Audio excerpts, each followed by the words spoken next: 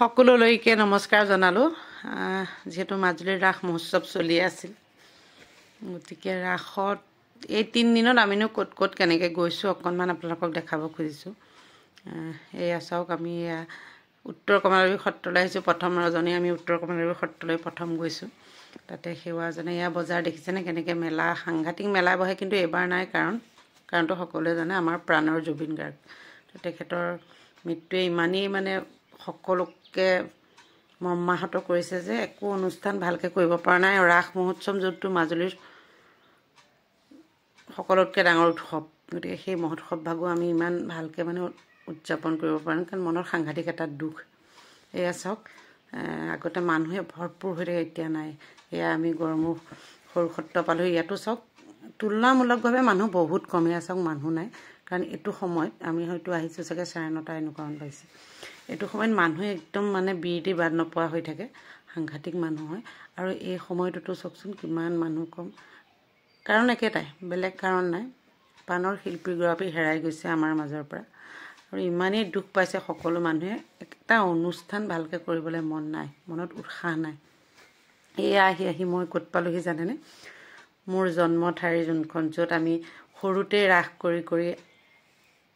আগবাঢ়িছিলো সেয়া হৈছে বালিচাপৰি মিলিত কৃষ্টিকাণ্ড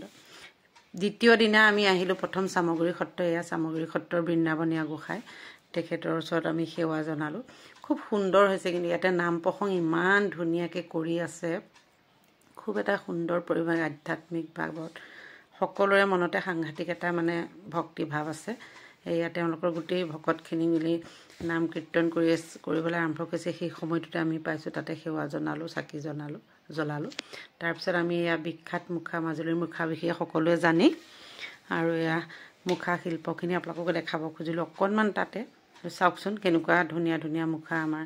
হেমচন্দ্ৰ গোস্বামী প্ৰভুৱে কেনেকৈ এইখিনি সংৰক্ষণ কৰি ৰাখিছে চাবলৈকে সকলোৱে চাব পাৰে খুব ধুনীয়াকৈ ৰাখিছে আৰু ভগৱানৰ চকচোন কেনেকৈ নৃসিংহ প্ৰভুৰ মুখাখিনি ইমান ধুনীয়াকৈ ৰাখিছে ওচৰলৈ গ'লে এনেকুৱা লাগে যেন সঁচাকৈ নৃসিংহ প্ৰভুৰ আবিৰ্ভাৱ হৈ আছে এনেকুৱা লাগে আৰু এইখিনি চাওক এইখিনি তেওঁলোকে বিকিবৰ কাৰণে কৰিছে ইমানেই ধুনীয়া নে কোনটো আনো কোনটো থওঁ এনেকুৱা হৈছে বাহিৰতো এনেকৈ খুব ধুনীয়াকৈ সজাই ৰাখিছে সাংঘাতিক ধুনীয়া পৰিৱেশ তাৰপিছত আমি আহি পালোহি দক্ষিণপাট সত্ৰ এয়া মূল তোৰণ ইয়াতে সোমাইছো এতিয়া ইয়াতো কিন্তু যেনেকৈ মানুহ হয় প্ৰথম দিনা সেই মানুহৰ সংখ্যাটো বহুত কম এয়া চাওক আপোনালোকে পৰিৱেশটো একদমেই কম এয়া চাকি বন্তি জ্বলাবলৈ বাহিৰত ঠিক কৰি দিছে ধুনীয়াকৈ ইয়াত আগতে মানুহ ইমানেই ভিৰ থাকে চাকি গছ কেনেকৈ দিব পাৰিম আমি ভাবিব লাগে এতিয়া একদম খুব ধুনীয়াকৈ চাকি দিব পাৰিছে এয়া চাওকচোন চাকি জ্বলোৱা গৃহ এটা ইফালে বেলেগকৈ কৰি দিলেতো কিন্তু ভাল হৈছে মই আগতে যাওঁতে নাছিলে এবাৰহে পাইছো এইটো খুব ধুনীয়া কৰিলে কিন্তু এইটো কাম ইয়াতে তেওঁলোকে খুব ধুনীয়াকৈ ব্যৱস্থা কৰি দিছে সকলোৱে